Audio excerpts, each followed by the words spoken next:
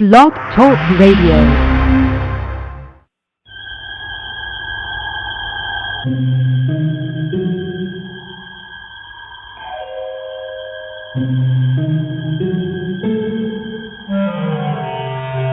Archangels, ghosts, and Bigfoot, oh my.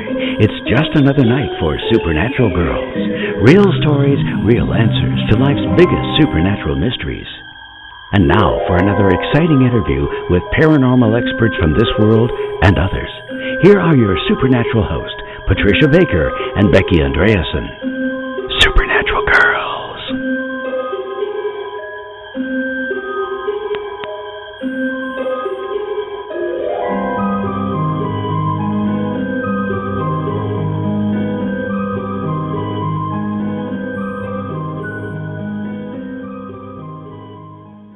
Welcome, everyone, to another exciting episode of Supernatural Girlz. I am here with my co-host, numerologist, Patricia Kirkman. Hi, Patricia. How are you tonight? I am fine, Patricia. How's my favorite girl doing? You know, I'm doing well. I have to tell you, I'm excited for a number of reasons because you've got a great guest, obviously.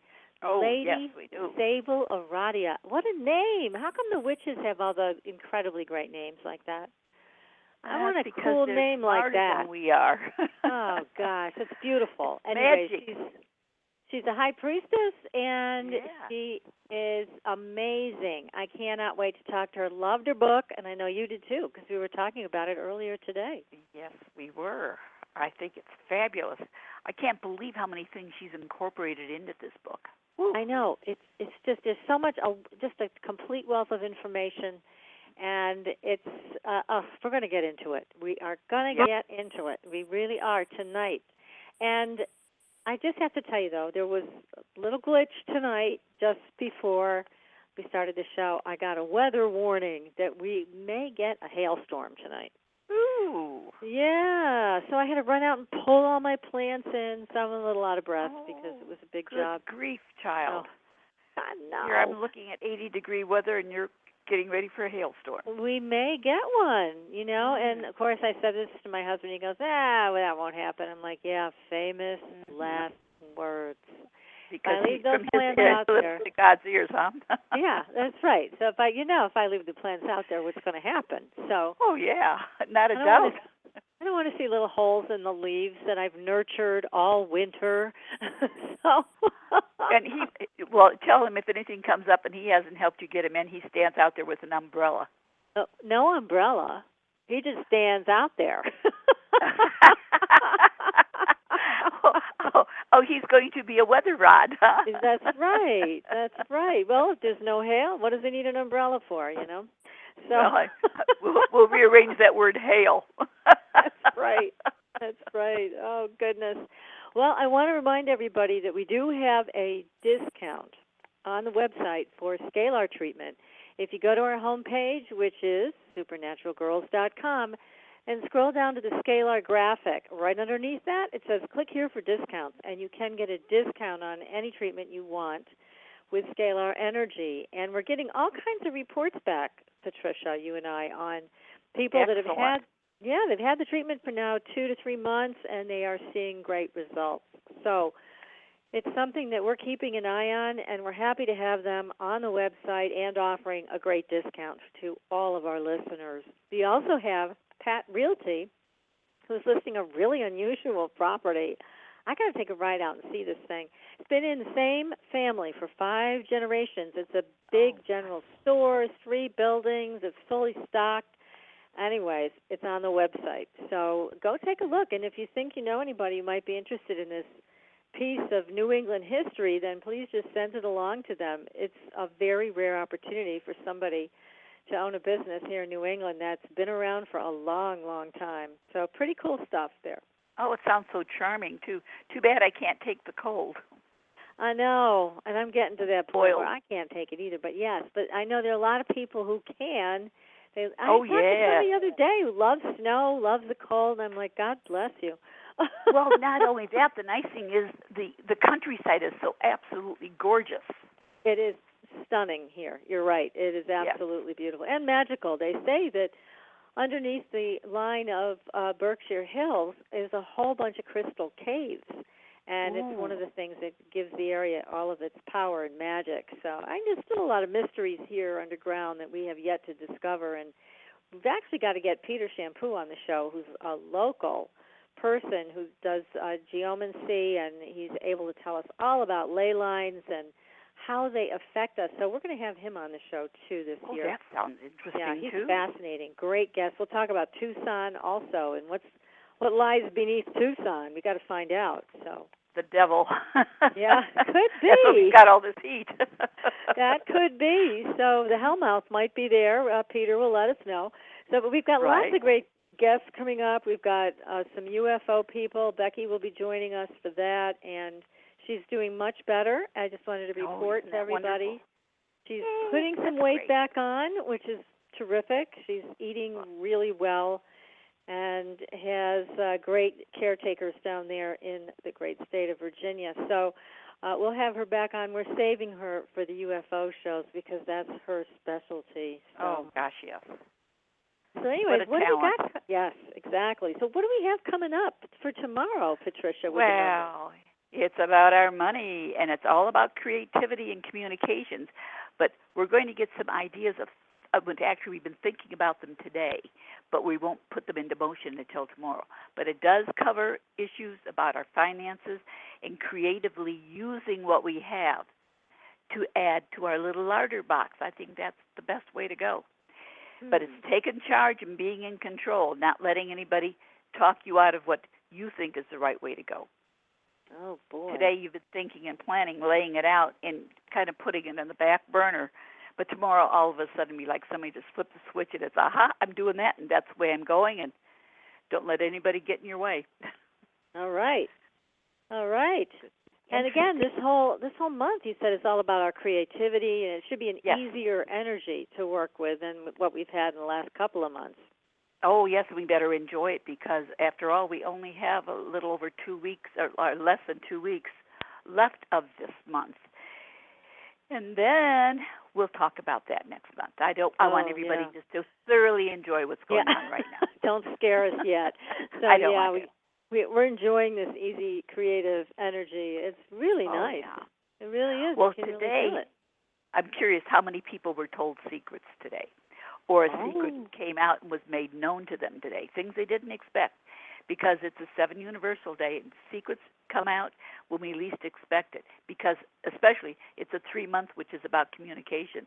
So it's kind of like when somebody opens their mouth and out pops the information that you may have wanted or didn't want to hear, but nonetheless, it's all around you today. You know, it's funny you should say this because I was talking with a friend today, and they did give me a secret piece of information. Mm-hmm. How about that? So you're right. I know I'm right. And look at how many people didn't sleep well last night. Tossed and turned or woke up more tired than when they went to bed at night. There was a lot of that going on last night. A lot of dreaming and a lot of restlessness. Oh, my goodness. Wow. But we were given information. Yeah, I hope we can recover that. And, sometimes it's tough because when you toss and turn, it interrupts your sleep to the point where sometimes you can't remember what you were dreaming. That's true. Hopefully I always say keep a recorder next to your bed or at least a pen and paper. Oh, definitely do that. And also, another thing, dreams recycle. So when you wake up in the morning, if you can't remember them, around lunchtime, they come back again. Oh, I didn't know that. Yeah. So you can just sit back and meditate during your lunch hour, and you'll be able to recover them.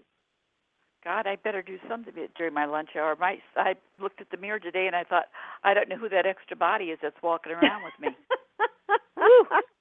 And it wasn't a shadow. Oh, my God.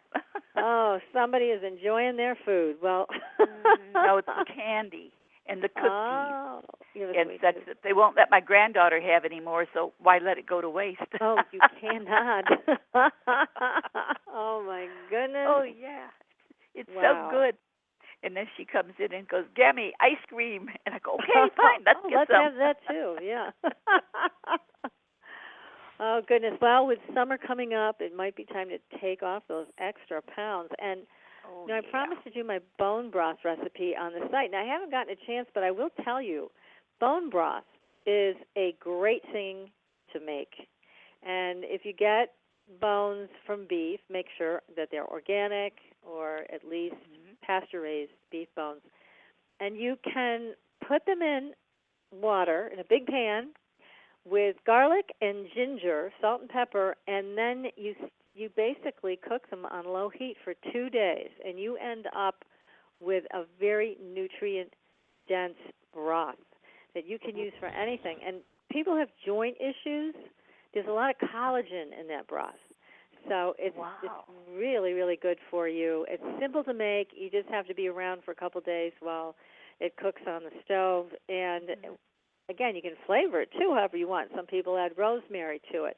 I also add my secret ingredient, white wine. And that seems to help the fat emulsify, come to the top.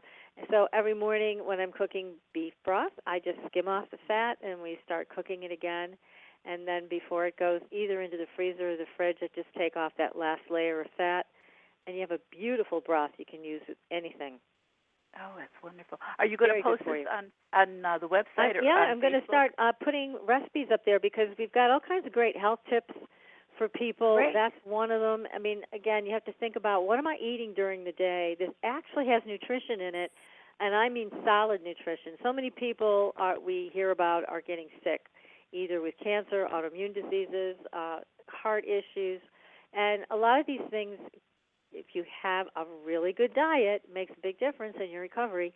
So bone broth is something you can look into. Some people make it with chicken bones. Some people can do a big turkey bone broth also, but I prefer beef, and it's just easy to work with. And then from that point on, you can turn it into any kind of soup or just use it as a supplement. So that's my health tip for the day. Okay, so we're going to look forward to being able to copy that out. Oh, yes. You can just go to the website and follow the directions. They will be there, I promise. So we have got a great guest tonight. We always have a great guest every week. Of course we do. Yes, we do. We always get the best. We do. Only the best for our show. So tonight we have Lady Sable Aradia. She is a witch and a high priestess, and she's an author. And she is the author of The Witch's 8 Paths of Power. So we're going to be talking about all kinds of stuff today and how to learn how to do this, how to master these 8 paths. And I just can't wait. Lady Sable Aradia has been a practicing witch for 25 years, and she's a third-degree initiate in the Star Sapphire and Pagans for Peace traditions. She lives in Vernon, British Columbia, Canada, with her husband. And they live in a cabin on the edge of the woods. Doesn't that sound beautiful? I got to hear all about this, too. Yeah, so anyways, let's get Lady Sable on the show.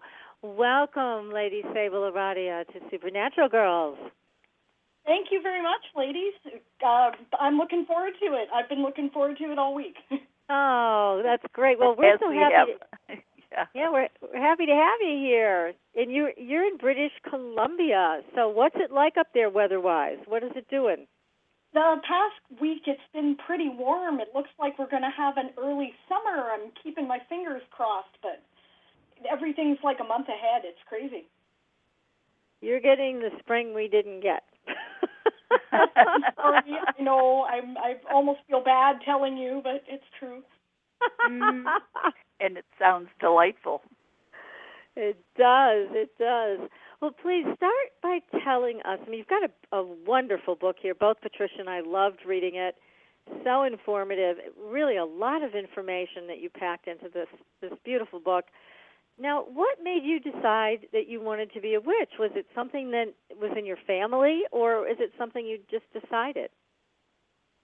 You know, that's a complicated question.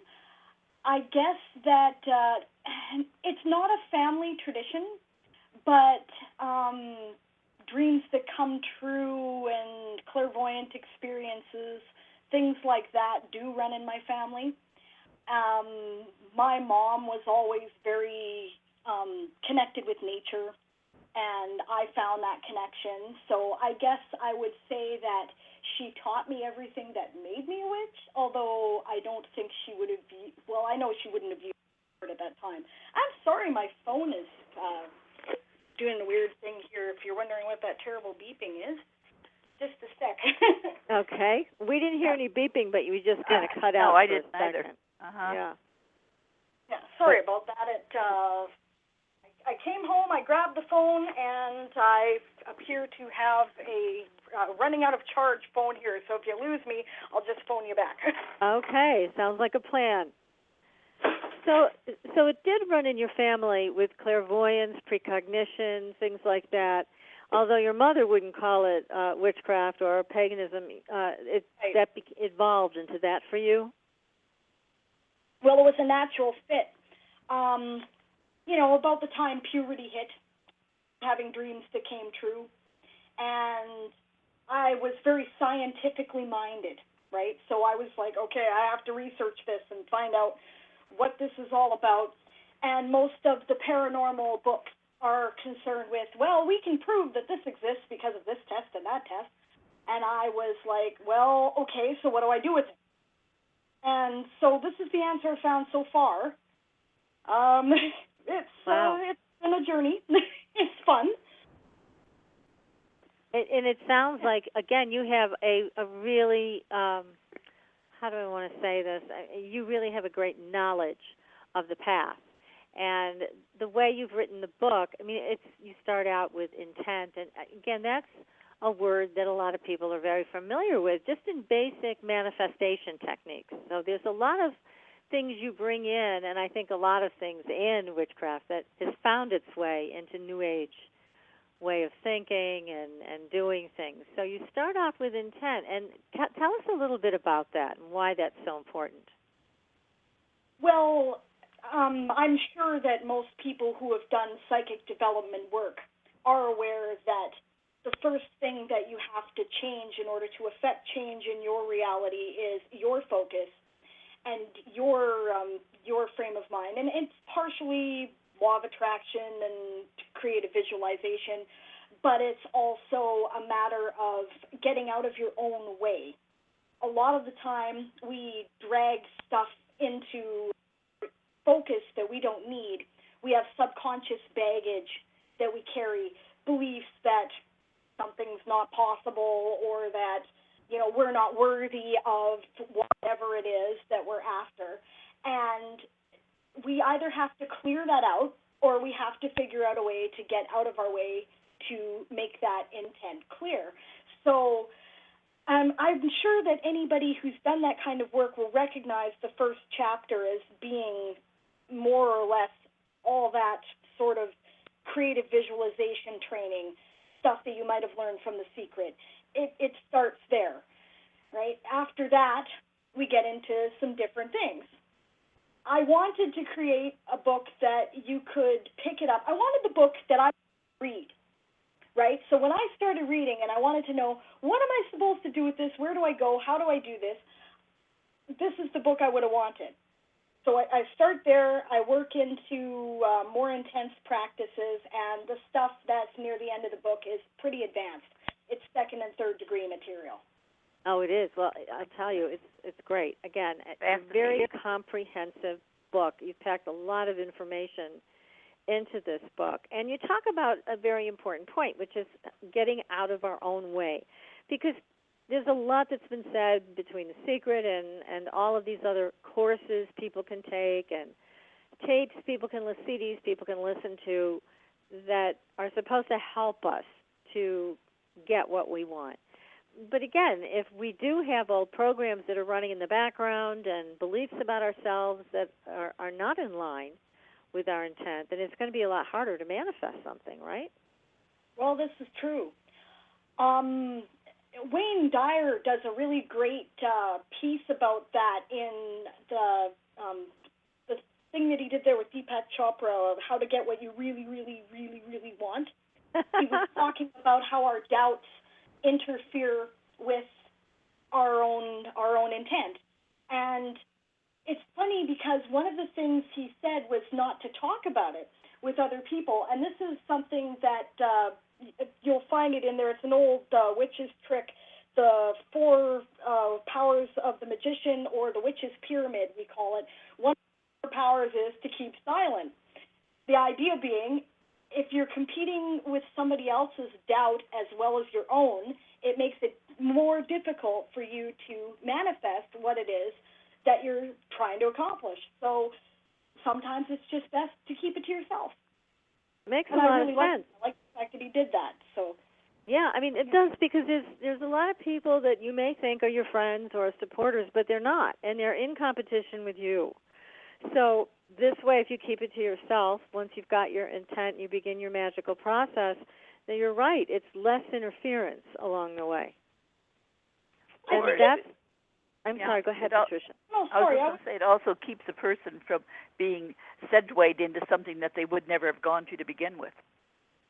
Well, that's true. Yeah, I think it's not even necessarily hostility or jealousy or interference. However, sometimes people are just really invested in their belief systems. Mm-hmm. So, for instance, I have relatives who very well-meaningly pray for my soul occasionally. So, and they mean well, right? It's a cross with what I'm trying to accomplish. So. Oh, that's funny. Oh, my goodness. Yeah, well, you're right. They are, I'm sure, very well-meaning, but your soul doesn't need that, apparently, so. That's cute. Oh, funny. Well, and you talk about in your book something that I really would like you to elaborate on for our audience tonight, and that is that magic, when you do magic, when you do spells, it follows the path of least resistance. Now, that was really an eye-opener. Tell us more about that. Yes. Oh, I've had some hard lessons about that one in my life. But, yes, magic is lazy. Like any other form of energy, it will follow, like you pointed out, like I said, the path of least resistance. So the simplest way for it to accomplish its goal, that's what will happen. So you have to make sure to clarify what you don't want to have happen, things that you're not willing to accept. One story that I have, this is, of course, a very extreme example, and I doubt this will happen to everybody. So we wanted some more money in our lives, and the path of least resistance was an accident policy that I had through my bank, which my husband was a taxi driver.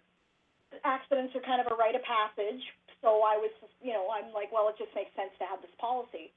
And he was in a pretty bad car accident. It took off his leg. A lot of other horrible things happened, but the policy paid out a premium, which I'm not going to get into the details of, for dismemberment. So we had more money. But it's not the way you want it. My gosh, no. What a horrific! I mean, that was horrific. I was reading that in the book, and I felt so much for you and what you had gone through. I mean, we've all gone through personal tragedy and personal challenges, and I know that our listeners have communicated with us the very same thing. It's one of the reasons, too, people come and listen to the show, to hear that somebody survived this and triumphed. And you certainly did, because at one point they couldn't even figure out why your husband wasn't responsive. Yes, that's another good story. See, now there's the positive side of magic, right? Yeah. They, as I wrote in the book, they did not expect him to survive the accident. The injuries were too severe. And they didn't tell me that, right? But I knew something because of the way in which people were allowed to go in and out at all hours of the day and night and whatever, right? But so I just never believed that he wasn't going to make it, and so neither did he. So we did a whole lot of magic. My witch friends did spells, and my Christian friends prayed, and I did magic and Reiki and so on and so forth. And at one point, he was he had his heart was beating really rapidly. They thought he had an infection. They couldn't figure out why they couldn't get him off the respirator. His lungs were damaged in the accident, one of the many injuries. But it turned out an intern spent several hours of his own time poring over the X-rays of my husband's lungs, and he found a shadow that the specialist had missed. And he said, okay, I think this might be a pulmonary embolism. And the specialist wasn't even going to look into it until the intern said, okay, so you're going to sign a release so that when his wife comes after us, you will be taking full responsibility.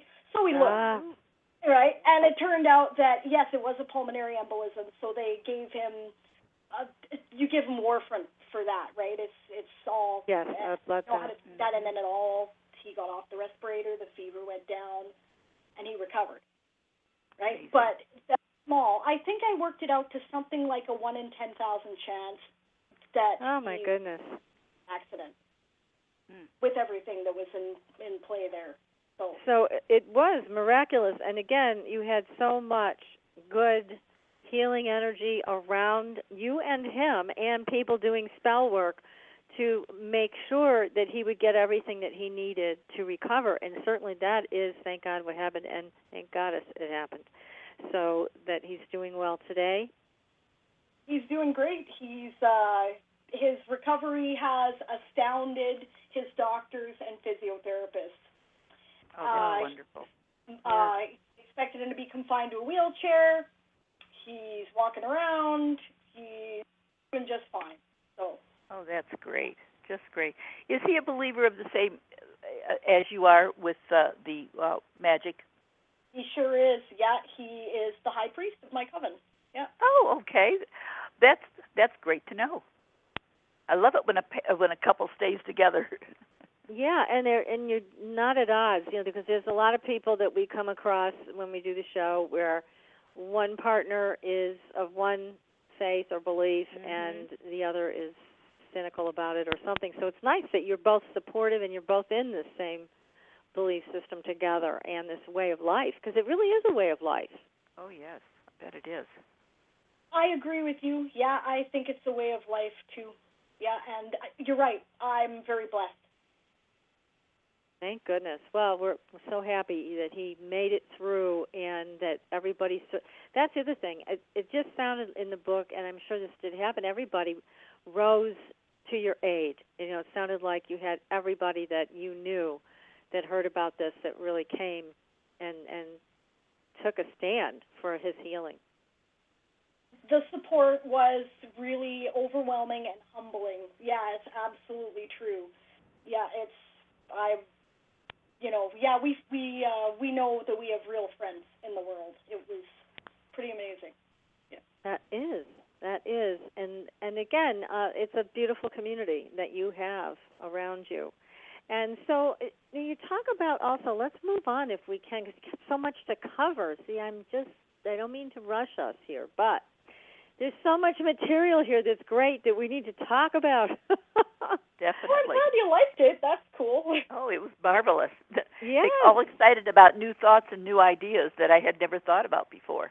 Yeah, and again, you've taken so many of the things that we've discussed on the show, but you're putting it into a little bit of a different perspective. And of course, when it is the path of magic, what both Patricia and I were talking about earlier, is the way you describe witchcraft as another language, the symbols that are used, and the understanding of those symbols. It truly is another language. I thought that was pretty brilliant. It's really true. Well, thanks. Yeah, I guess that's why we go to the trouble of learning all of this, what the symbolism of different numbers are, what the tarot means. It's because we're trying to communicate very specific ideas that work in a magical context that don't necessarily work in our daily lives. So it simplifies something that would otherwise be very complicated, like a picture language maybe. And so is it that you actually learn, it just sounds like, I'm going to try to simplify this as much as possible for me, mainly, and for our listeners, so that you have these symbols, and you get to learn what each one means. And the symbols don't just mean one word. It's not. It's really a concept, isn't it? Well, I think so. Yeah, it's a language kind of like, I mean, okay, you draw a heart, right? And we all know what that means. But go ahead and try to describe that. You need a paragraph, right, to describe all the different meanings of a heart. But you can look at it instantly, and you know what it means. It makes that connection, and your brain goes, oh, I know what that's about. Magical symbols, they're like that. They're designed to have many different meanings all at once. But once you've trained yourself in what that is, you can look at it instantly, and you just know. So in a way, it's subverting the doubts of your subconscious because it doesn't have time to get confused over the specifics of what word you used and what context that was meant in. It's more interested in the essential concept that you're trying to communicate. So it's a direct communication between you, it sounds like between your intent and the great abyss, or what would you call it? Well, okay, the metaphor I used was the three selves, right? We describe them, Jungian psychology, Freudian psychology. We have the ego, the id, and the superego, right? And now the superego would be what we know in the metaphysical community as our higher self, right? Our id is our subconscious. Freud didn't trust it and didn't like it, right? Jung had a more, a more accepting attitude of it. The id is just the stuff that we repress, and it's our subconscious, and it's about 5, right? It's our inner child. It doesn't understand essays. It doesn't understand double negatives. You have to be very direct with it, and that's the way you get messages to your higher self. You have to go through your subconscious. You can't just use your talking self, your ego, to do that.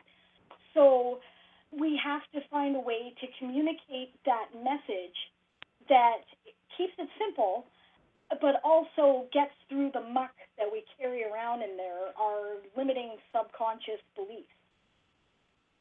And so this use of symbols does that.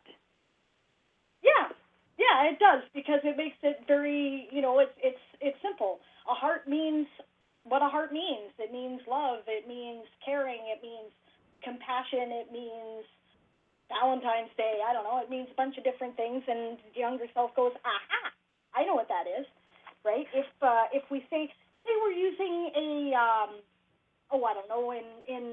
the tarot, right? Pentacles, right? Pentacles represent the element of earth. So when you're doing tarot reading, right, then the pentacles will refer to physical, real-world stuff. It'll be money or job or family or health, right? So you look at yourself. If you've been reading tarot for a while, you look at a pentacle and you know that. You don't need to. You don't need a little explanation in the corner of the card explaining that this is all about job and money and health and family. You just know. You know that that's earth stuff. You've made that connection. Now, let me ask you this, because when I was reading your book, I was thinking, there must be some really old symbols somewhere in a book that a lot of people don't know about. Because some of the symbols in the book, obviously, we've seen before, but do you think that there are hidden symbols that just aren't shared today with many people that are of great power? Sure, I don't have any doubt of that. I know that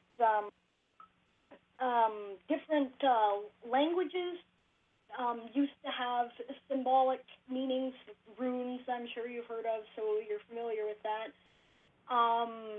There are mystical symbols that were used by some of the early Christians, actually, that meant very specific things, and this is pretty ancient stuff. This is, not long after, if you believe in that, the death of Christ, right? So, I'm sure there are ancient symbols that it's always intrigued me, these like Hogwarts style books that probably people do have, and it would tie in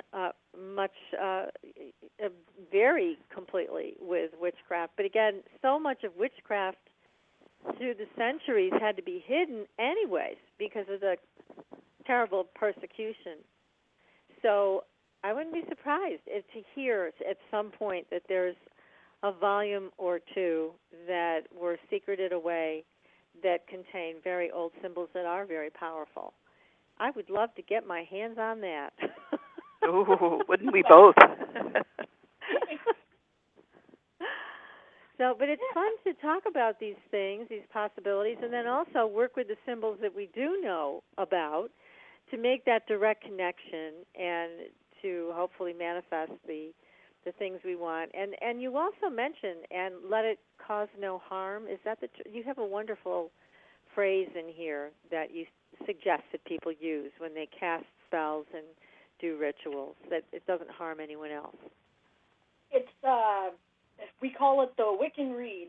An it harm none, do what thou wilt. Mm-hmm. Right? So basically it means as long as it's not hurting anybody, it's cool. So, yeah, if you include that as a caveat, right, an it harm none, right? This is all good as long as it doesn't hurt anybody. Right? Usually safe. Amazing. Now, with magic, also, we've had people on the show that say they do magic for others, and then other people who say, no, I don't do any spells for anybody but myself. What is your train of thought on this one? See, that's a very controversial issue among the pagan community. It's because Gerald Gardner and the witches that descend directly from him believe that you should not charge for the craft. There are others who practice what they call traditional witchcraft, and certainly traditional witches did indeed charge for their magic, and like any other specialist, charges for their services. I've kind of got an in-between position myself that is probably going to make everybody angry, but oh, go for it. Well, my in-between position is this. I think that, I'll make enchanted items, do specific spell work, incorporate symbols into art that are intended for magical purposes, and I'll do tarot and I'll do Reiki, and I will charge for all of these things. Yes, I will. Mm-hmm. Right? Well, you should. If you are learning witchcraft from me in a coven setting, for example, right, or if there's initiations involved, then I'm not charging you. And my belief on that is because there's something that's magic, and that's a skill, right? And then there's faith, and faith shouldn't cost you anything. The gift of learning. Right. Mm-hmm. That's wonderful. Well, okay, thanks. Now, there's a lot said about the power of people coming together, whether it's to do prayer or to do spell work, when two or more are gathered. So what do you find happens? You are obviously a part of a coven, so do you find that the magical power is amped up when you meet with your coven and you do spell work together? Yeah, I do. It's something that I touch on there, I think, briefly. There's two ways to accomplish a force of will. One is to hone your will individually so that it's so specific that it will do what it needs to do. And that's, it takes practice, right? Like any other skill. And then the other way is to get other people to share in their focus towards a particular purpose. And a prayer meeting is one of the ways in which this can be done. It doesn't matter what your religion is. You can do this any way you want. However, you have to find ways to communicate with the group mind that way. We call it an egregor in magic, a group mind, a thought form, right? So you would agree upon a set of symbols and a ritual format to use. And then you would use those symbols in order to focus the intent. That's the purpose of ritual, really. So a prayer meeting, again, is just another way of doing that. the agreed upon symbols are Christ and healing powers. The agreed upon ritual, the prayer, right? Yes. Yes. Well, it sounds like also, I mean, you can do both. When you're practicing witch, you can do individual magic, or you can also be participating in the group effort. So there's a lot of flexibility in how this is done. And again, what I love about your book is it's almost like you're bringing this out into the light in such a way it is totally non-threatening. This is nothing to be afraid of.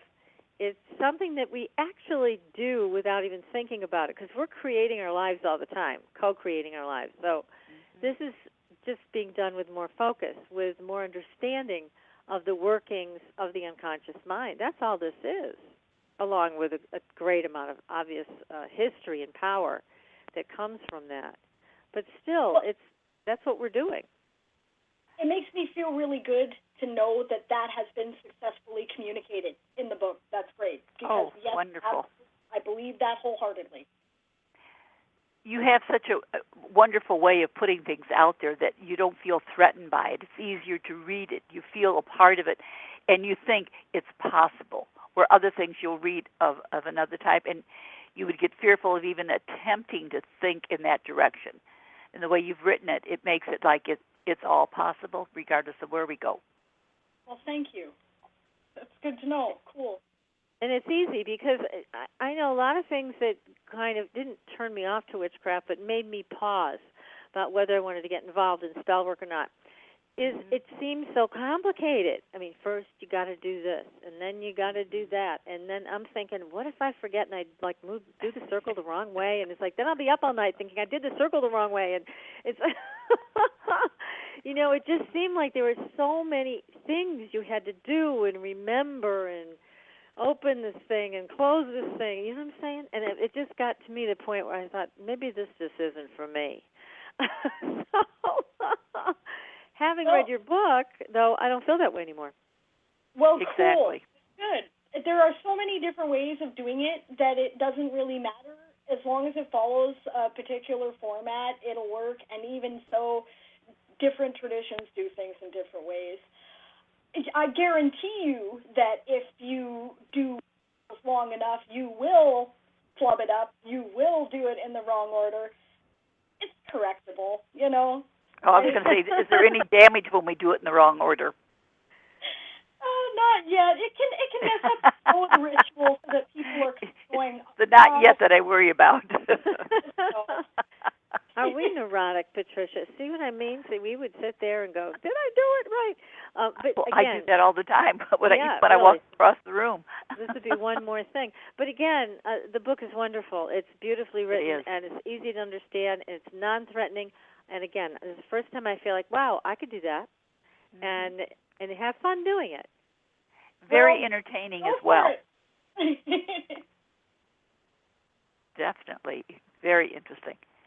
So everybody needs to go buy this book, The Witch's 8 Paths of Power by Lady Sable Aradia. And we are going to take a very short commercial break. So everybody stay tuned, and we will be right back. Now, if you've got a question, please call it in, 646-478-0828. Again, that's 646-478-0828. And I do see some questions in the chat room for you, Lady Sable, about oils and different things like that. So I know we're going to try to get to everything in this short time we are enjoying with you. So everybody stay tuned. We'll be back in a few.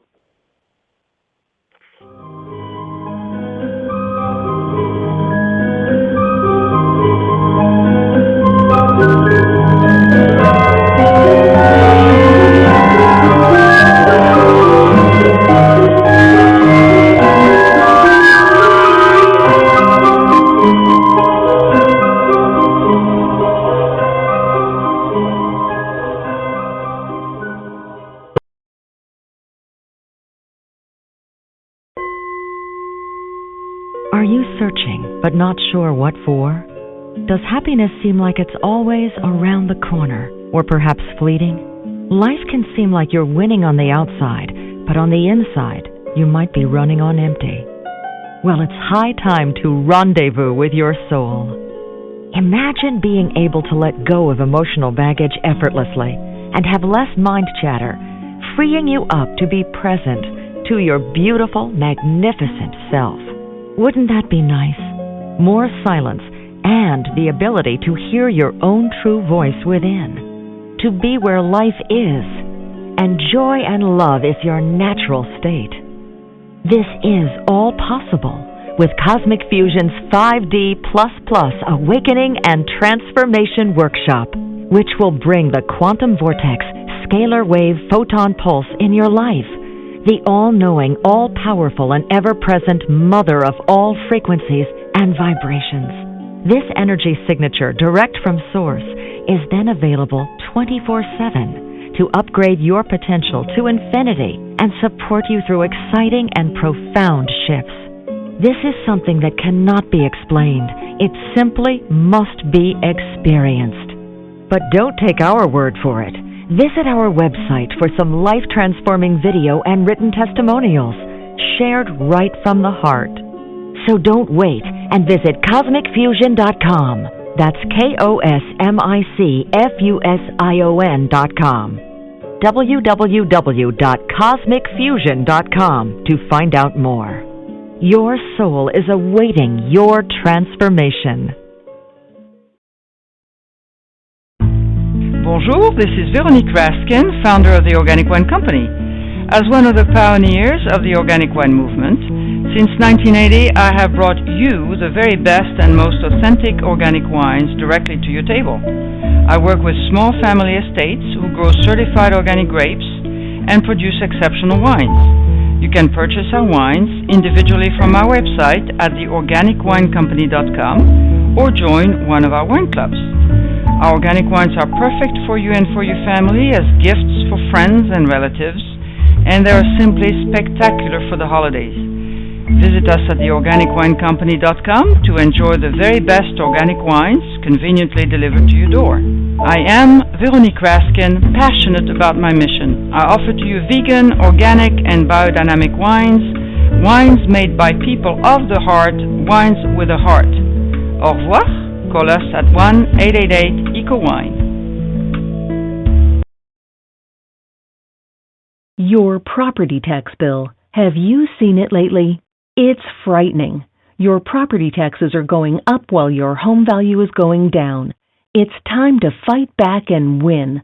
For the real truth about the property tax system, get attorney Pat Quintilian's book, Are You Getting Screwed on Your Property Taxes? How to Find Out and How to Fix It. Attorney Quintilian answers all your questions and gives you the facts you need to fight a property tax bill that is spiraling out of control.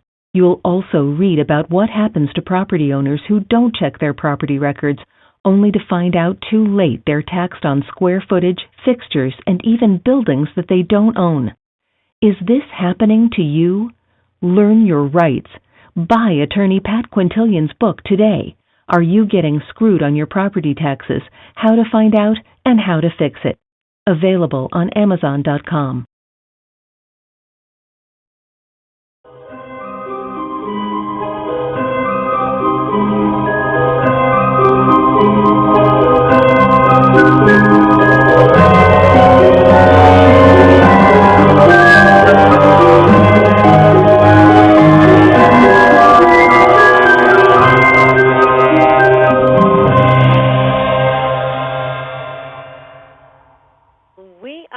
Everyone. I am your host, Patricia Baker, and I'm here with my co-host, Patricia Kirkman, and a fabulous, fabulous guest, Lady Sable Aradia, who is the author of a great book, The Witch's 8 Paths of Power. We highly recommend it. We're talking about some really cool things, and we have a question, a really good question from the chat room for you, Lady Sable. It says she wants to know, this person in the chat room wants to know, do you use crystals in your work? Yes, I do. And there's some witches out there who would go, crystals, and snicker, but no, I use them. I find them fairly effective, yeah. And the second part of the question is, do the crystals bring clarification to your work, your spell work? That's an interesting question. I'm not sure what's meant by that exactly, but I would say that, like any other symbolism, it helps to focus the intent. I do find that if I incorporate something that amplifies energy, it has that effect. So, yeah, sure, I would say so. Great. Do you have a specific crystal that you use, or different crystals, plural? Well, it depends on what I'm doing. I do have, I do sell in a metaphysical store. I still have a lot of crystals left over from when I did. So I've got, a polished stone for just about anything, I think. And my wand incorporates a lot of crystals that were intended to create that whole chakra resonance. So it's got all of that and a couple quartz crystals at the end of it. When I'm doing shamanic type journey work, I have a clear double terminated quartz that I use for that purpose. So, yeah. Otherwise, yeah, it's a variety of them. Yeah. Mm-hmm. That's good to know, because sometimes you think that maybe a person would have a, quote, favorite that they would lean towards. But as we know, all crystals have their own strength and such, but I just wondered if it was possibly a stronger version of what you do with a specific crystal. Well, yeah, I guess the my double terminated journey working stone is a favorite. And, like I said, I have crystals incorporated into my wand that I use specifically. I've got a couple crystals that I just rather like. I tend to use them more when I'm doing Reiki than witchcraft per se, but I have incorporated them. I've got a rose quartz heart, and it lives on my altar, and it represents the goddesses of love. So... and do I find that they're more effective when you develop a personal relationship with them? Yeah, sure. Absolutely. Does size matter in the size of the stones that you use? I really don't think so. I recognize that a lot of metaphysical store owners will tell you that, and I don't believe it. I think it's all what you connect with. Oh, that's good to know. I think sometimes we get steered in the wrong direction, thinking that bigger is better. And that's not necessarily the case then. That could save us some money. That's big ones, but yeah. Exactly. Now, in your book, you also talk about don't give the universe an opt-out option. I love that. Can you talk more about that? What does that mean? Sure. Okay. Most people, when we're praying for something and we're saying, would we please, could we please have this? We're usually very, we don't want to challenge our belief system, right? So we always put in the opt-out option. If it's not in the divine plan, or if there's something else going on, that's okay. But, I really would like this, please, and, maybe, but I'm, and in witchcraft, we believe that the divine wants us to take responsibility for our choices. So we say, I would like this. And I believe in it strongly enough that I'm doing magic to make it happen. Please, let's have this. Now, it can still not work out according to what you want. It might take a form you don't expect. And it might be that something else happens that changes the need for that you aren't aware of yet. I think I gave an example of that in, I don't know if I actually wrote it in the book, but I had a miscarriage. I did a spell for fertility. It worked, but I didn't carry the baby to term. I didn't realize at the time. I was like, well, I did everything right, so what's the problem? But then 2 years later, the accident happened, my husband's accident, which I spoke about before, and I went, oh, if I'd had that baby, she would have been 2. Oh, my goodness. This would have been impossible to do with a 2-year-old. I'm so glad that didn't work out according to my plan. Yeah. But still, I expected it to work, and it did, just not in the fashion that I expected, right? Mm-hmm. So it's a matter of taking responsibility for those decisions, which is why it's important to do divination to see if there's something you don't know about how it will turn out and why it's important to add and at harm none. Uh-huh. Yeah, I think these are very important points because they're obviously we're here to refine ourselves in every way possible, and there are experiences that we face that will help us do that, whether we want them or not. And hopefully we make the best of them and get to that level of refinement. But you're right, there's just many things that we don't know, many things that we don't see. And if we're not expert divinators, we may not have the full picture. We may not understand what's around that corner. Even expert divinators can mess it up. It's easy to misinterpret when you're speaking in a symbolic language. Yes, so, yeah, I mean, you're right. We don't know everything, and we don't know, we don't entirely know the contract we came here with, you know? That's right. We don't. Yeah, and if we did, it would change everything. Do you think there's a way of stepping into the contract of which we've come here for so that we don't make those mistakes in making choices? I'm sorry, I missed the first part of that question. Is it possible that we can see what's a better choice to make when we're walking into things? Mm-hmm. Oh, yes, I absolutely believe that. Otherwise, what would be the point of being able to foresee the future, either in doing reading or in dreams or whatever it is? Yeah, I think that we're often given ways to be able to judge between a couple of different paths and discern which one we think will aim us in the direction that we want to go as opposed to another one. And if we couldn't do that, what would be the point of being able to kind of have those visions? You would think that would just be, that'd be like a bad horror movie if you couldn't do anything to change it. Sometimes it feels that way.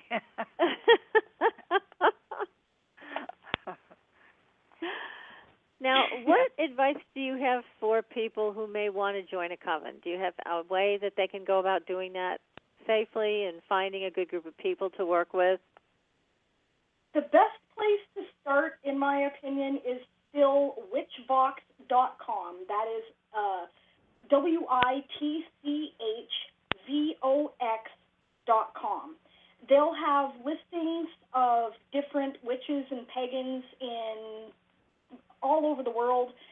Just select your area, and there'll be a couple people listed in there. Now, they may not be accepting new members into their covens at this time, but likelihood is they'll know somebody who is. So, yeah, that's where I recommend you start if you don't know where else to start. If you live in a really small town, you might have to go to a larger urban area in order to connect with people. Okay, that was a question from the chat room. Now, you talk about a whole bunch of wonderful psychokinetic abilities, scrying, telepathy, but the scrying thing, that really piqued my interest. Now, tell us about scrying.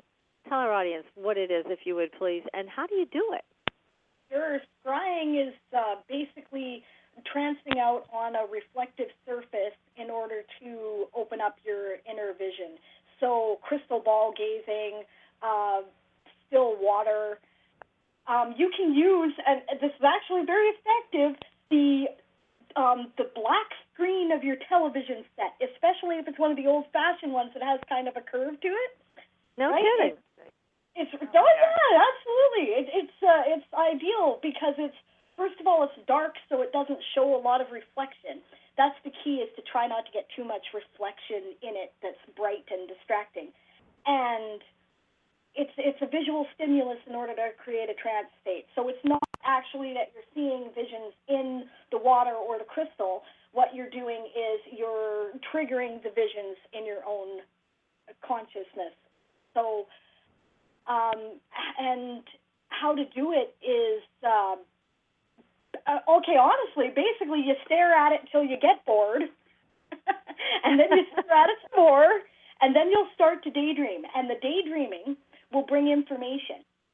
And you might think to yourself, oh, am I just imagining all of this?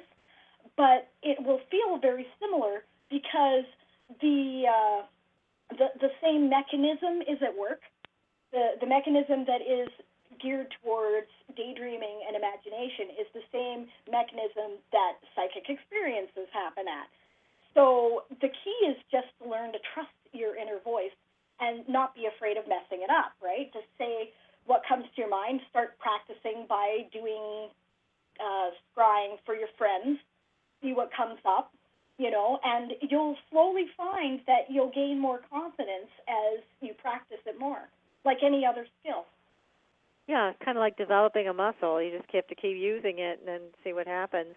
And when you talk about scrying for your friends, so, for example, they would come to you and say, I want to know what's going to happen next week with my boss. I've asked for a raise. What's going to happen? So that kind of thing? Exactly. Yep, and just trust what comes to you. Sometimes it will mean nothing to you, right? Like I do psychic readings at a bookstore on drop-in basis, and sometimes people will come in and they'll ask me to do a direct, channeled psychic reading, and I'll be like, okay, and they'll ask a question, and I'll look at them. I don't know. The color blue is what I get. I don't know what that means, but they'll know what it means. Uh-huh. They know what it means. They'll go, oh, okay, yeah, I know what you're talking about. Or, I don't know, somebody came. It's the usual psychic questions, right? Somebody came in and they asked me, okay, so where's Great Aunt Margaret's wedding ring, kind of thing. And I went, okay, so I don't know. There's a cabin. It's got flat floorboards. It's in between one of the flats, right? I don't know where that is, but they did. They knew exactly what I was talking about. I described a couple things on the wall, and you'll get that, right? This is not some, I don't know, lots of people like to make this big mystique about it, like it's this huge thing that they can do and nobody else can do. Anybody can do this. We're adapted to do this. The human species does this naturally. We just have to practice it. Trusting we do. Our gut feelings, then. Is that it? If we trust what we feel when we're looking at something, if we get that feeling, just trust the fact that we're on the right path. Right. And sometimes you'll mess it up, and sometimes you'll misinterpret things, and that's okay. That's the missing piece right there. If you mess up, it's okay. I can attest to that one. Hey, doctors do misdiagnoses all the time, too. What they've got is an educated opinion. But it's an opinion, right? They're guessing. It's an educated guess. But they can mess up. They can make mistakes. So can psychics. I have another question from the chat room for you. We have somebody who wants to know if you use a pendulum. And then there's part 2 to that question, so I'll let you answer the first one. Do you use a pendulum? Yes, I do use a pendulum. I keep one in my little kit that I bring when I'm doing readings at the bookshop, and I use it for yes or no questions when that's called for. And I also use it in my energy healing work. Okay, and here's part 2 of their question. Do you believe that you can have a reverse polarity? And I don't know what they mean by that, but maybe you do. Yeah, that's an interesting thing. I've heard of that before. Basically, this would be somebody who, okay, perhaps they'll clarify. You're looking at the chat room. I'm afraid I'm not. I'm sorry. But that's okay. So I'm going to ask them to clarify that. And positive energy. Or are they talking about flow of energy being in the wrong direction? Quote, wrong. I don't really... Right. So what you're saying is, is the question about does the energy move opposite as most others would? So we'll see if they clarify that in the chat room for you. Negative energy instead of positive energy. Right. Yes means no, and no means yes. Well, it's strange when we think about that. Does a person that's left-handed or right-handed make a difference? I think so. I think that the hand that you use the most is your projective hand energetically, and the hand you use the least is your receptive hand energetically. You can consciously direct it in other ways, but I think that's the natural flow. When I do tarot, I get my client to split the deck, and I'll get them to use whichever hand they don't normally use, because it's the receptive hand. My opinion. Other people don't share my opinion, but that's my opinion. Well, but it works for you, so obviously it's got to be the right one for you. Right. That's what's important. Excellent. Well, you were talking about the crystal ball before. Yeah. And then you were talking about the TV screen, which is dark. Well, a crystal ball isn't dark, so how do you respond with this crystal ball? I would generally put it on a dark cloth. Okay. But you don't have to do that, right? It's a matter of trying not to get a lot of other reflections in the surface of the reflective surface, and the curve sort of bends. It's a visual trick, right? That curve becomes a visual cue. I don't know. People will have more mystical explanations for it. Mine's scientific.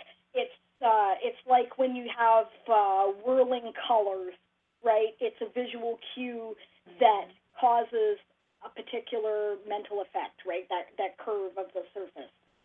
So, I prefer to use a dark cloth or a dark background when I'm reading with a crystal ball, but you can train yourself to do it regardless. I've done it with fluorescent lights shining in my eyes, you know. Well, I prefer not to. That tends to be harder work. But. Well, many times let's put it in the movies or something like that, you'll see, but you never think about what it's sitting on, because the crystal ball is raised so that you're looking at the crystal, not, so that's why I was asking the question. Interesting. So the dark cloth makes a difference. Yeah, I think you just end up with less active reflections on the surface that way, and the darker color, it relaxes you more, and it puts you more towards a daydreaming or sleeping state of mind, which opens up the psychic passages more easily. Do you find a specific color is more intriguing when you're trying to read, say, maybe a navy blue or a purple or whatever? Or is it a personal I do prefer choice? navy blues, purples, and blacks, honestly, for that. Yep. Okay. I don't know, that's probably just a personal preference. But then again, maybe not, because it does have all that upper chakra association. So. Well, the most important thing is you work with this, and it works for you. So if you're going to try something, isn't it better to try what somebody has already proven to be workable? Exactly. Well, I'm going to have to follow your lead then. Yeah, that's right.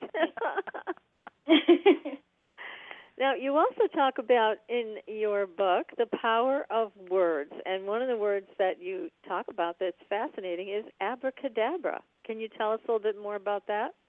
Oh, well, that's actually an ancient charm to get rid of illness. When it was originally used in this form, it was written as a reductive, right? You'd start with the word abracadabra at the top, and then you'd take away the A and then the R, working backwards, right, until it came down to just an A. And then by the time that you finished focusing on all of that, and there's nowhere left to go but the A, the illness goes away. That's the idea, anyway. It was invented, just a second here, checking my notes. A Roman physician named Serenus Samonicus. Yes. So, and that's where, but yeah, it's a charm to get rid of illness. Be darned. Now, how does it? So, is it still used that way, or because this is the first I've heard of this about being used to ward off illness? Is there another way to use it, or that's basically it?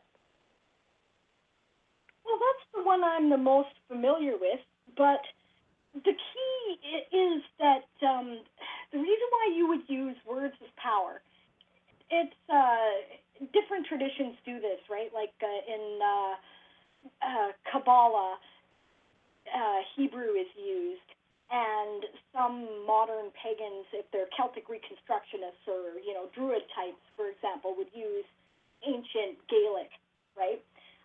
The idea is that if you take a word that doesn't already have a meaning and you assign one to it, then you aren't using any of the baggage that you've picked up with it in our cultural biases, right? It's you know how you have a thesaurus and you have different words that mean the same thing, but the choice of word could imply either a more positive or more negative meaning, and it might suggest other things as well, depending on the context. Our language is like that. So if you take a word that you haven't assigned a meaning to and give it one, it's clean, right? It just has that meaning. It has no other meaning. So you're not dragging subconscious beliefs into it. So it could be used in that way. Right. That's interesting. Very fascinating. Now, I've got another question from the chat room for you. Why are spells written to rhyme? Is there a reason for that? Yes, because you remember them better, for one thing, and for another, it speaks to your subconscious self. Remember how I was saying that your subconscious self is about 5, right? When you're a kid, you think rhymes are the greatest thing in the world, and they stick with you. So, yes, spells are written to rhyme so that they will speak to your subconscious self more effectively to communicate. That makes sense. Isn't it amazing when we think how we make things so difficult until you explain them to us tonight? They're very simplistic. It really is. Easy. We overcomplicate it is the problem. We think too much. Oh, that's for sure. I think that creates most of our problems. And it disconnects us from the original energy. It really does. So we get all mixed up when we think too much. And it's easy to do. Yes, it is, Patricia. Now, sympathetic magic, what is that? Well, that's when you use a symbol to represent something in a different context. The most common example you'll be familiar with is the idea of a voodoo doll. A voodoo doll is meant to represent a person, and you do things to the voodoo doll to imitate what you would do to the person. That's the sympathetic magic. And in the movies, they always show sticking pins in it and causing pains and injuries and stuff, right? Yes. But you can do this for healing purposes as well. One of the things that my Reiki training taught me to do is to use a teddy bear to symbolize a client at a distance that you would be doing healing work on. And it's the same thing. It's a puppet. It's a symbolic person with arms and legs that you use to represent that person. You can make more direct connections to, again, Hollywood loves to make a big deal about it, but, hair, fingernail clippings, these were once part of a person's body, so they're connected to them. Another way to connect to them is use of their name or a picture, right? So, and sympathetic magic also works. You'll find a lot in herbalism. The common names of herbs often are intended to represent their purpose, or they were thought to work for a particular purpose because they looked like something else, like stuff that's supposed to be good for your ears generally look like ears. So what's funny is that often we are now scientifically testing all of these folk remedies and finding that they often do have the purposes that they're supposed to have. So, yeah, sympathetic magic is just, using a symbol to represent something else. Years ago, I remember having a discussion with someone who, they actually had a naturopath who was able to take somebody's hair and put it into a tincture. The person's not there, but their hair was, and that person actually would feel the benefit of that treatment as if they had imbibed this stuff. What a great idea. It's a great idea. Now, my friend got so freaked out. She said, "Don't ever talk to me about this again." So, but I thought it was a great idea, too. I was like, it's a wonderful way to do distance healing. and it's cheaper. I see no reason you're not why paying like works. hundreds of millions of dollars here for these supplements. Yeah. Yeah, it makes sense to me. I think it's a very fascinating thing, and it is very similar to what you're talking about with sympathetic magic, but it's makes sense. I mean, everything's vibration. How else can how do you reach somebody?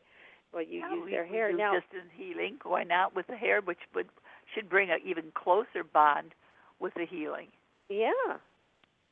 Now, what about the blood? I mean, obviously, we've been Hollywoodized to the point of being ridiculous here, but every time I watch a show, and I watch a lot of paranormal shows, they're always cutting the hand. I'm like, I wince every time somebody does that, even though I know it doesn't hurt them. I mean, this is all set up and it's all props. But is that done in ritual, in witchcraft spell work? I've seen it, but I don't see the purpose in it. I mean, like, I don't commonly use blood in my rituals. The reason you would do that is to make that sympathetic magic connection. The idea, I guess, being it contains your DNA, so, right, but why you would need to cause injury when you can do that with hair or whatever else, I don't really know. Except that I have used my menstrual blood to bless my ritual tools in the past. I have done that. Oh, but okay. again, no injury, right? And in ritual magic specifically, but in some sex magic rituals, sexual fluids are also used to create a sympathetic magic connection. So I can't say that it's totally not done, but certainly it would be the exception, and it would be only for specific purposes, and certainly not all traditions would. Yeah, that makes sense. I mean, you're right. Why cause injury when you don't need to, just to have sympathetic magic? So, right. What about the crossroads? Now, that's one that comes up. I've seen it in a lot of shows. What in the world is the crossroads, and how do you use that? Well, crossroads are supposed to be a place where the veil between the worlds is thinner. And it's part of a variety of different folk magic traditions. It was part of the European tradition, which was one of the streams that formed modern witchcraft. But you also see it in voodoo and hoodoo and various other things. And it's just because that's a place where two roads meet. So that the energy there means that a couple of different things come together symbolically, right? So Hecate is one of the, or Hecate, you'll see it spelt, but Hecate, I believe, is how it's supposed to be pronounced. She is one of the witches, goddesses. We look to her a lot. She's associated with the crossroads, so it's a place where you would go to communicate with the other world, be it the world of the underworld or the upper world. It's an old tradition to leave things at the crossroads that you're trying to get rid of because it gets confused, is the idea. It's also a place to go if you're trying to cross the veil. So Hollywood loves it because you can speak with ghosts and things that way. But you there's a lot of crossroads. How do you know which ones really have the power? Are you looking for unpaved roads? And what are you looking for a crossroad purpose? Technically, any crossroads should work. Really? Yeah, like even if, say a train track crosses a highway, it should work. It's just a matter of where do you feel it. I think that the older the crossroads are, the more egregor, more thought form it will have, because more people will have made that connection. But, yeah, any crossroads should work. Wow. Okay. I'm going to start paying more attention to that one. Yes, definitely. Now, in terms of doing witchcraft, can you share with us any spectacular story where it even surprised you how well it worked? Oh, that's a good question. Give me a minute to think about it. Sure. I love stories, don't you, Patricia? That's like, definitely. personal And I'm so fascinated because she has so much information. I know. So I love it when she can tell us a story, a bedtime story. Yes. No sleeping now yet. Oh, God, no. Long way from that. I couldn't go to sleep now. I've got too much to think about. Exactly. Well, okay, I've mentioned a couple of my more spectacular stories. My husband surviving an accident that should have killed him. That's probably the most direct. There's the fertility magic that I did was kind of interesting how quickly that worked. I was connecting it to the witch holiday of Beltane, May 1st, which is supposed to be about love and fertility, right? And I was like, okay, Bill, this is perfect. So I did magic for this as I was dancing around the maypole, and I'm pretty sure that the connection happened within a couple of days there. Another good story, when I was still very young, I was a teenager still, and I was just starting to get involved in witchcraft. I was learning from books and things, and I was everybody's weird witch friend. You know, I was always trying to get people. I got a couple of good stories there. I was walking down the road, and I all of a sudden had a really bad feeling associated with a friend of mine. So I immediately stopped where I was, and I did a protection ritual for them that I just recently learned in a book. So they caught up with me about an hour later, and they were as white as a sheet, and they were like, we just about died in this horrible car accident, but the car I don't know what happened. That was one of the things that affirmed my belief in it. And that is a great story because, again, how many times do people have a bad feeling about somebody? It's like, oh, my God, this person popped into my head, and I'm concerned about them. But you were actually able to take it to the next level, and right then and there you created a spell of protection, and you probably helped save their lives because they did survive the accident enough to even come and tell you about it. So that's it's very practical what you can learn as a witch and how to use it in your daily life. That's a great example of that. I think that witchcraft is most effective when things aren't decided yet, when there's a couple of different possibilities and it could go one way or the other. My belief is that witchcraft influences the direction that it'll take. So, yeah, it can be very practical. It can be on the spot, immediate. I think this is really important for everybody to know because, again, how often do we get a feeling like that and then we just go into worry? Now, worry doesn't do anybody any good. No, it does not. It's just negative energy all over the place. So here is a positive way to take that intuition and actually provide a service to someone. Well, I found anyway. Yeah. Yeah, that's a good one. Okay, keep going. I love these stories. Okay, well, all right. So we have a practice in witchcraft that we call drawing down the moon. What that is aspecting a goddess, basically channeling, right? Trance channeling. The first time that I tried to do this, I was, again, a teenager, and the experienced witches who are listening to this will be laughing at me. But, I was a newbie. It was Halloween. That's when the veil between the worlds is supposed to be the thinnest. And I was like, okay, I'm ready. So I did this ritual in my friend's living room, which I got them to participate in, to draw down Hecate. And nothing happened. And I was like, yeah, okay, that was really anticlimactic. So we just left without, taking down the circle or thanking anybody or, ending the ritual in any way, which now the experienced witches are going, oh, here we go. And sure enough, right, later in the evening, I was out walking in the park with a couple of the friends who were there, and these were ones who were more like they actually had some belief in the process. The others were like, well, let's see what happens, right? So that's when Hecate decided to show up, right? So there she was telling them stuff, and, it was like, I don't know, have you ever done channeling? It was like I was observing it all from I have not done channeling. Have you, Patricia? No, I haven't, but I find it fascinating from those that have told me about it. It's almost that they step into the space.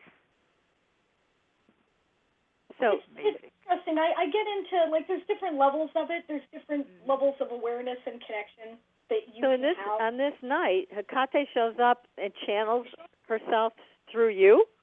That's right. And she just started telling them stuff about, okay, so this is going to happen in the next year, and you better watch this, and, right? And she's just going off, right? Like, I've drawn down Hecate a few times since then, and she's always pretty direct that way. She, don't go asking Hecate questions if you don't want a straight answer, because she's pretty blunt. Wow. But that's happened anyway, and then she just left. Right, and my friends are staring at me, and I'm like, what? That was kind of weird. And those things that helps you to affirm your belief. Yeah, so did that teach you the lesson of closing the circle and thanking the elements? I'm glad it was her, because if I'd been messing around with something that was more hostile, it probably could have ended a lot more, unfortunately, than it did. But, she's, I don't know, I think she likes me. Sounds like it. Yes, for sure. I have one more question for you from the chat room. Someone has written in and they said, my intuition will tell me one thing, but when using a crystal pendulum, it'll tell me the opposite. What am I supposed to do? That's a good question. I would say test which one is more accurate, because what's happening there is some wires are getting crossed in one way or another, right? Like a big thing for me that interferes with my intuition is anxiety. I can worry myself into a tizzy, and I'm very bad at that. It's my challenge is getting over that little voice in the back of my head.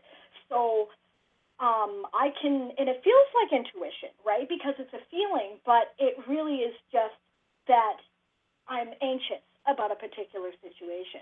For me, I find that asking my pendulum directly is far more effective. It tends to be more clear, but other people may not resonate with a pendulum as well.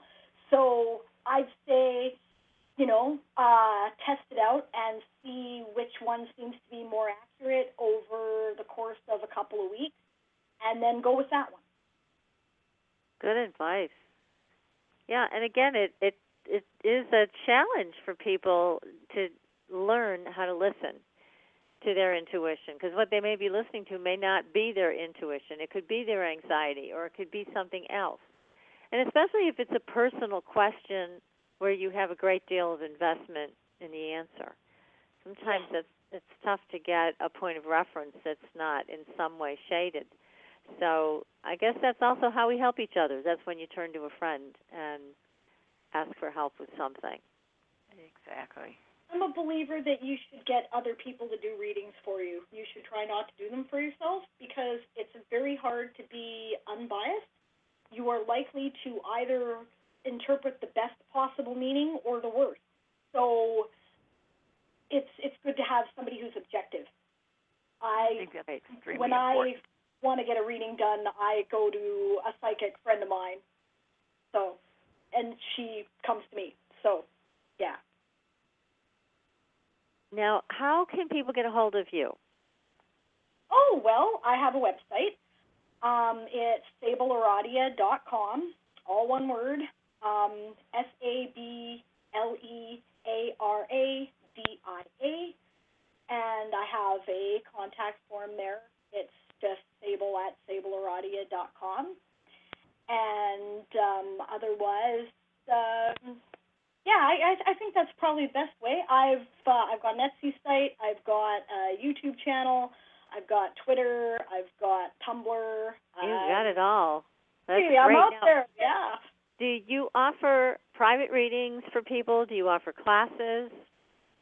Yes, I do offer both. I've got the best way to get readings or other metaphysical types or healing services from me is probably through my Etsy site. There is a link on my main website right in the sidebar, so it's easy to find. I do classes as well. I am willing to do private lessons over the internet. I have yet to really do that, so we'd have to kind of work it out. But yeah, I'm willing to do that, and I offer a course in the 8 Paths of Power online every couple of weeks or so. Oh, terrific. Yeah. Fabulous. Excellent. All types of things to choose from. So again, everybody, this is just, see, Patricia, this just goes too fast. I know it. We're going to have to figure out, have a longer time, or... I know, because there's just so much we didn't even get to. But again, guess what, everybody? You can go and run out right now or jump on the internet to Amazon.com and buy this great book, The Witch's 8 Paths of Power, a complete course in magic and witchcraft by Lady Sable Aradia. It is a terrific book, and it's not just about witchcraft. It's about how you create your life. So it's wonderful. So everybody, don't hesitate to get this book. Add it to your collection and learn from Lady Sable Aradia. Well-written book, wealth of information. And again, you can reach Lady Sable Aradia at sablearadia.com if you'd like a private reading or if you'd like to study with her. So, Lady Sable Aradia, thank you so much for coming on to our show. This has been wonderful. Well, thank you, Patricia. Thanks, ladies. I've had a great time. Well, it's been so informative. It's been exciting to look into things other than what we consider the norm. Yes. Well, we don't have the norm here. You know that. No, that's what I'm saying. Well, that's what I'm saying. People, we just never have the norm on this show. But are you still, even so, this is different. Yes. Well, when you do your next book, would you please come back? This has been a lot of fun for us, too. So I know you can have another book in you, at least one. So please let us know. We've done it, yep. Oh, great. See? How about it? Good news for us. Terrific. Well, again, thank you so much, Lady Sable Aradia. The name of the book is The Witch's 8 Paths of Power, a complete course in magic and witchcraft. So go out and get it.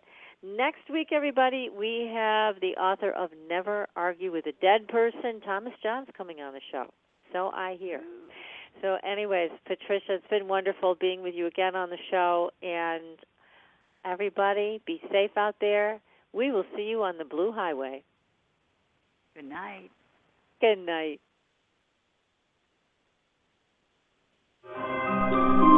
Thanks for listening. Tune in next week for another radio adventure with